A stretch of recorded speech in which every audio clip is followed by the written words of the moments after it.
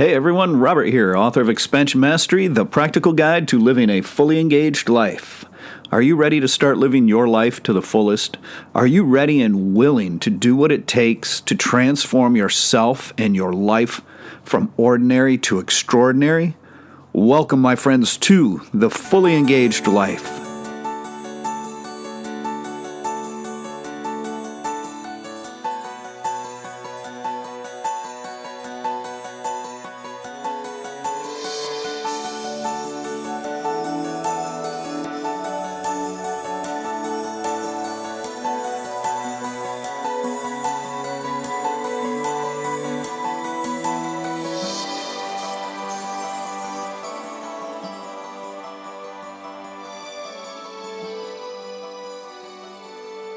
Welcome back to the show, my friends. I hope this episode finds you happy and healthy and well on your way to living a fully engaged life.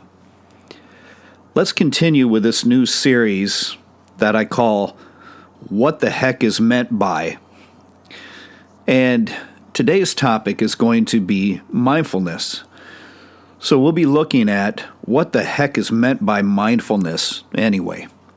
And as usual, let's begin with what mindfulness is not, so that we may better understand what it truly is.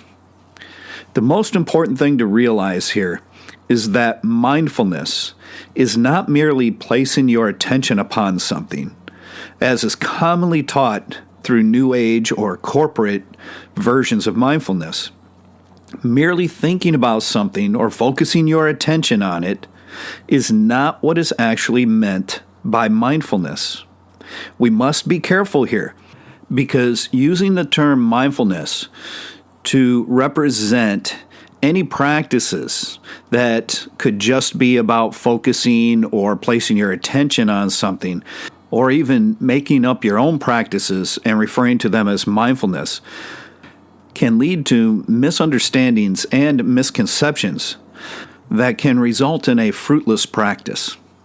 Not to mention, when we do this, it really waters down the idea of mindfulness. And what happens is, over time, the true term is eroded away and it will become lost. These teachings can never be allowed to become lost.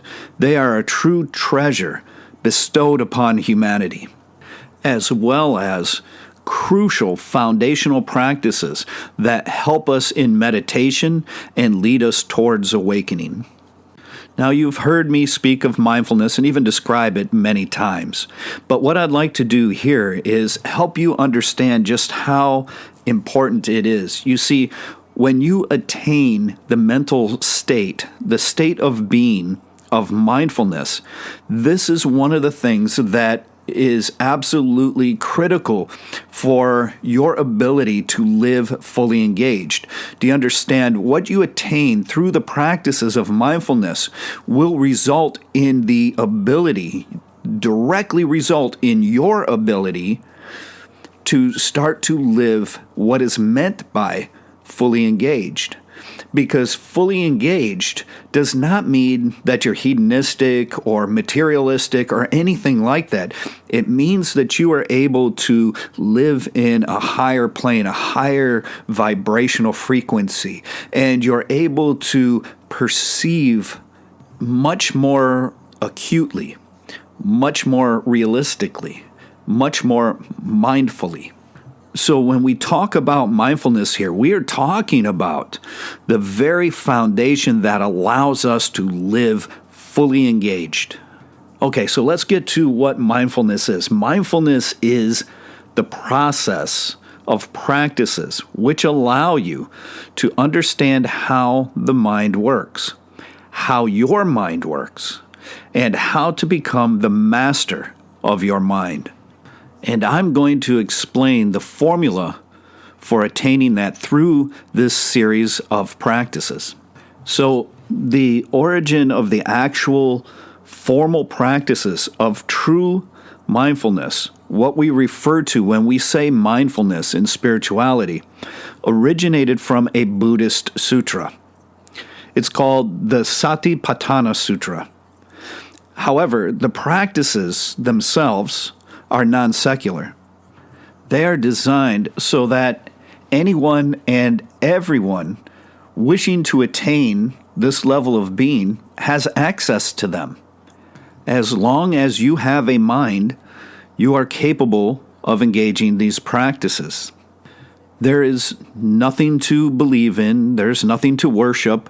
These are simple practices that we utilize in order to better understand how our mind works and how to work with it. The formal practices of the sutra are arranged in 5 sections, or 5 parts. These 5 sections step you through the process of attaining what is known as actual mindfulness. They're typically performed while seated today. However, in the past, these teachings were taught while using 4 different postures. These postures are known as lying, sitting, standing, and walking. When I teach these formal practices, I present them using all 4 of these postures in various ways. The posture of lying down is simply that. You lie flat on the ground or on the floor. And this helps us isolate certain aspects of various practices. Sitting is pretty obvious. You can sit on a cushion, or for these practices, you can sit in a chair or anywhere. It really doesn't matter.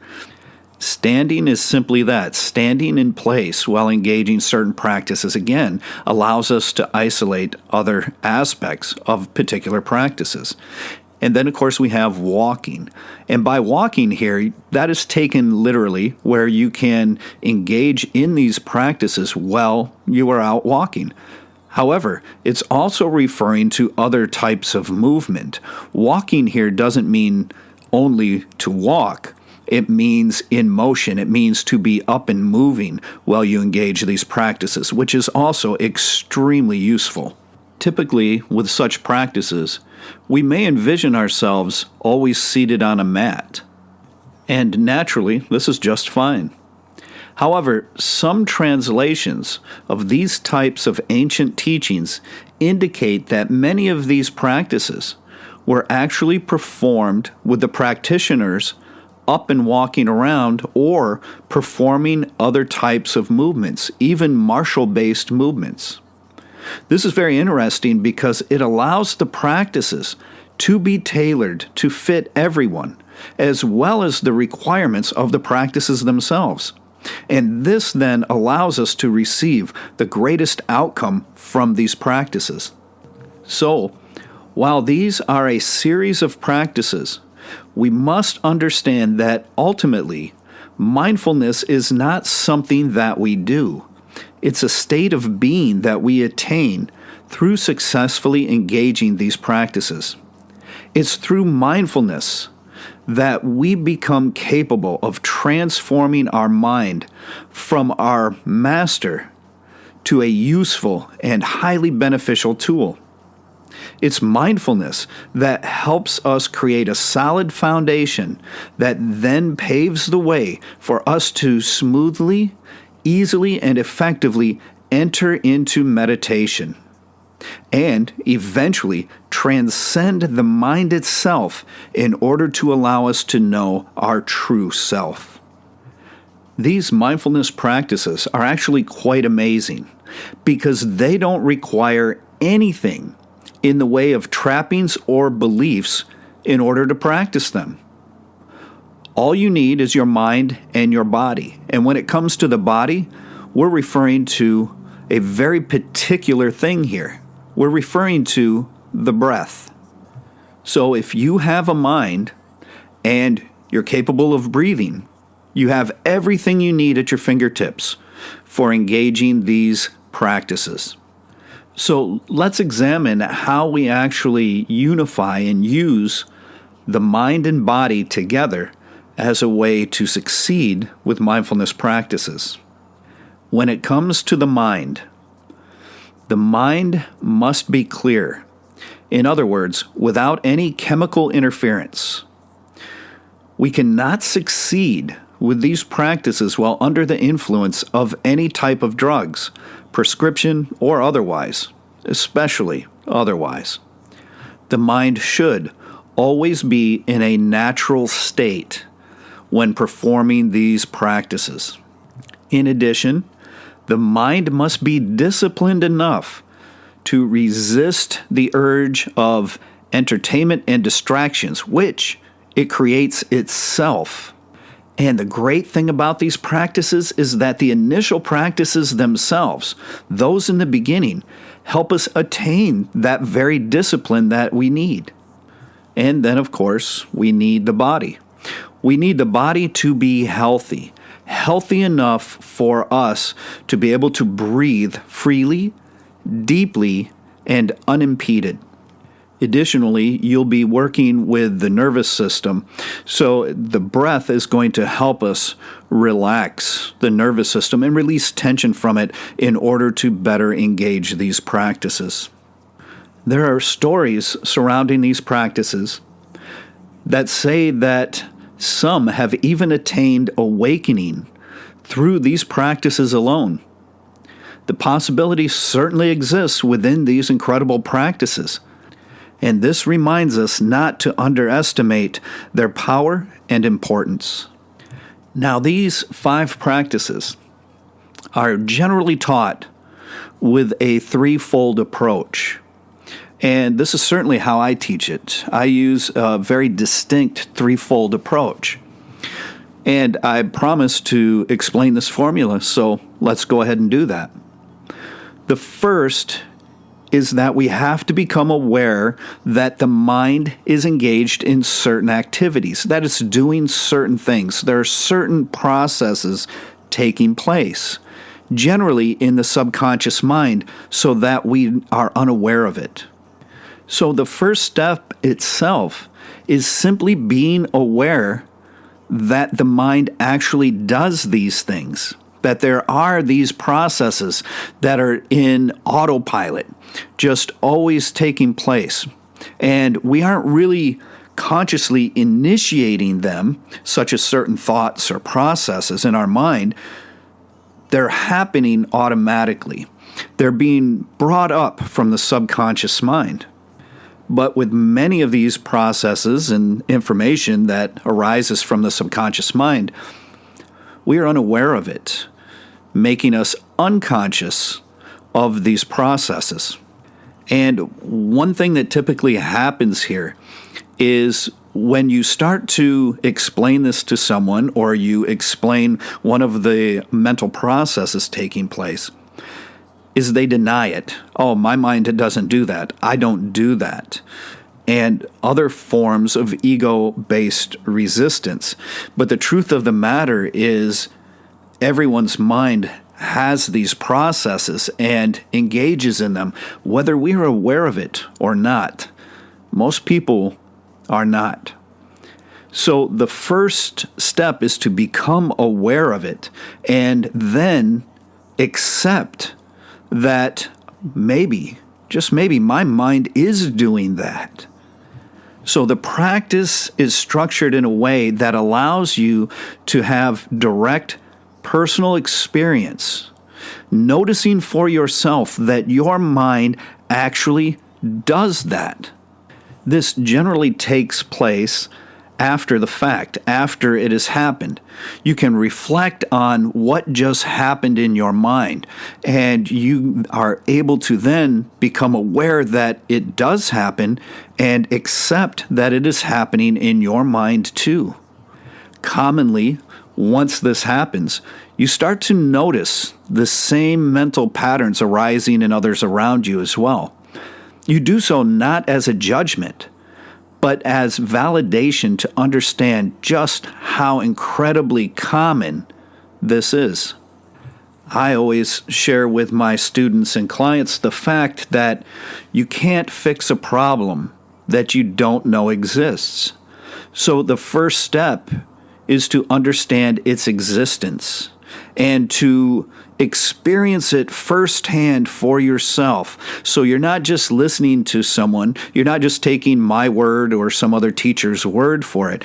You come to understand that it is truly taking place through your own direct personal experience with it. This is what the practice provides. All of the practices in all 5 areas are meant to offer the practitioner direct personal experience through the practice itself. That's the first step. It's pretty easy. The ego may flare up and resist.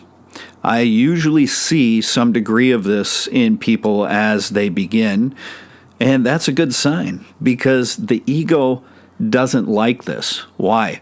Because these practices are going to shed light on that area of our mind, and the ego likes to remain hidden away in the shadows. The second stage of the practice is to observe these mental processes as they happen, without interference or judgment. This is how we learn how the mind actually works. This is where we really get into a deep sense of investigation. We're going to catch these subconscious mental processes happening as they unfold, and we are going to bear witness to them. It is through the direct personal experience of the practice that allows us to witness, to observe for ourselves, and then investigate as to how and why these mental processes work the way they do. So the second stage is based on observation and investigation. And the challenging part here is that a lot of times the ego will flare up, and as soon as you start to notice that this happens, you'll try to shut it down or you'll try to change it. So then you can attempt to convince yourself that, oh, see, my mind doesn't do that after all. And in reality, it is doing that. You're interfering with it. So we want to make sure we are not interfering. In other words, as this arises, we recognize and we become aware that it's there, which we learned in the first step. And then from there, we just kind of sit back and watch it. We watch it play out. And through this, we are able to observe, using what we call the observer, our consciousness. We're able to observe this process. We're able to observe how the mind starts to work, the thoughts that are going on, and observe why these things happen. Things that we were previously unaware of. We didn't know these things were happening. And because of that, we had no idea why they were happening.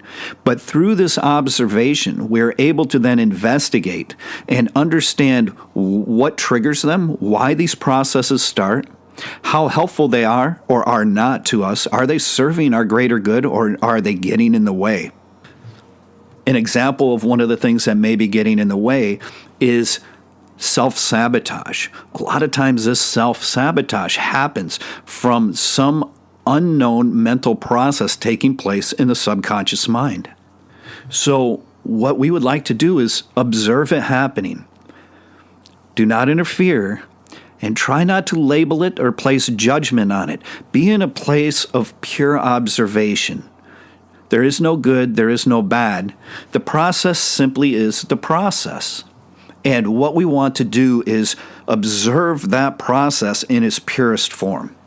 This starts to give us incredible insights into the human mind and how it works. And even more importantly, it gives us insights into how our mind works. Before I reveal the third stage of this formula, I'd like to share a personal experience as I was initiated into these practices and brought along. It was very interesting to me because early on, some of these processes, these mental patterns were presented to me. And I thought, okay, yeah, that's pretty cool. I can't really say that I do that. And my teachers pointed out that, oh, yes, you do that. And I remember coming back home and I was sitting and thinking about that. And I can recall my ego rising a little bit and thinking to myself, I really don't think I do that. And then I engaged in the practices.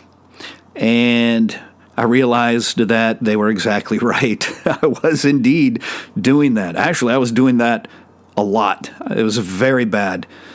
So I very clearly went through the first process of becoming aware of it and then accepting that, geez, I did do that. And I had no idea that I was doing such a thing, that my mind was engaged in this type of pattern.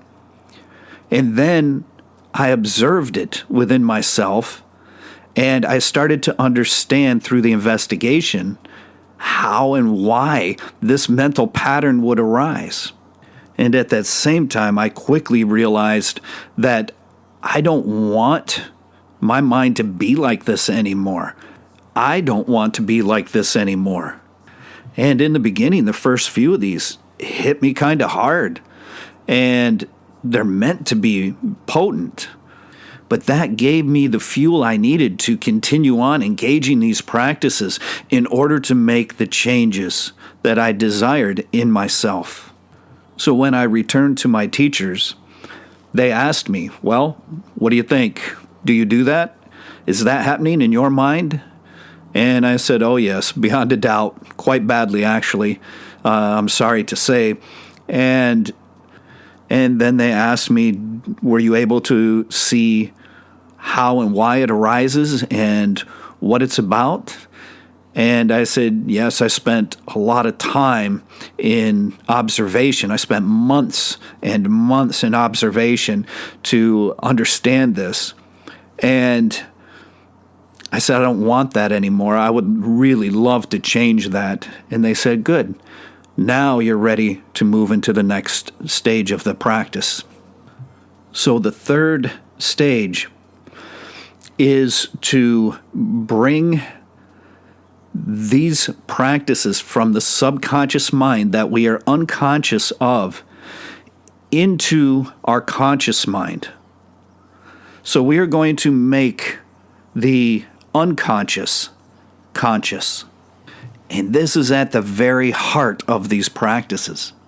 So at this stage, depending upon the person and depending upon the particular practice for which mental pattern or process it's actually addressing, we have two different ways to handle that.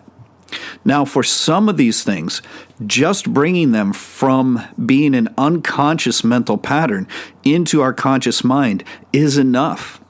That alone can correct it. That alone gives us the ability to have power and control over it instead of it controlling us from our subconscious mind.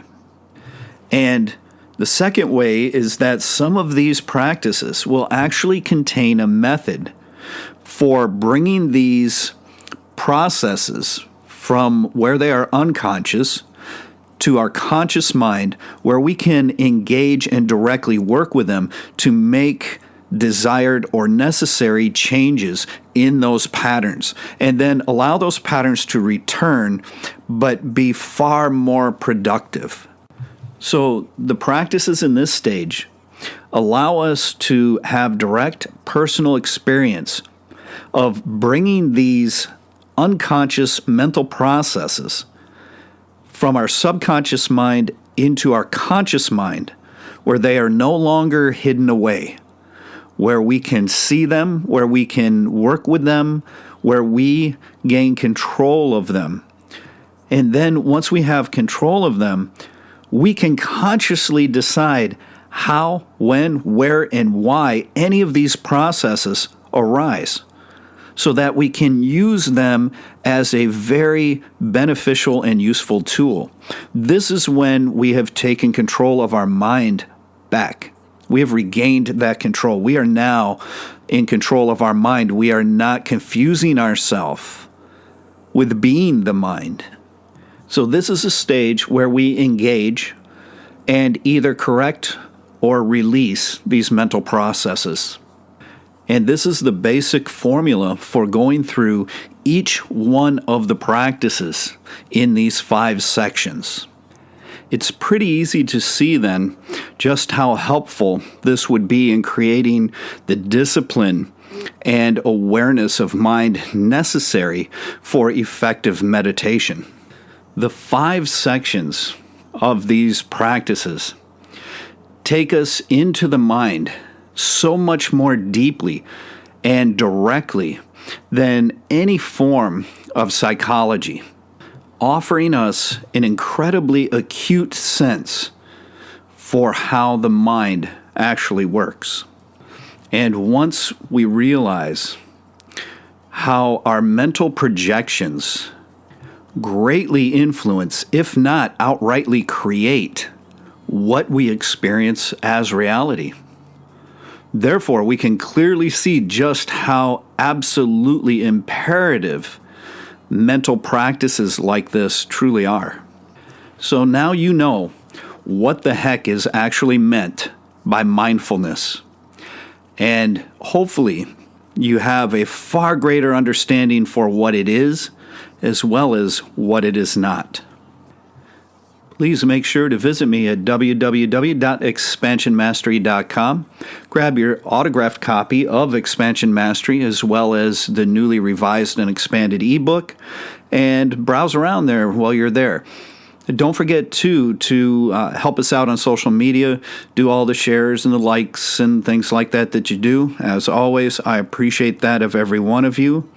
And until next time, my friends, I wish you the very best in your practices and your life. Take care.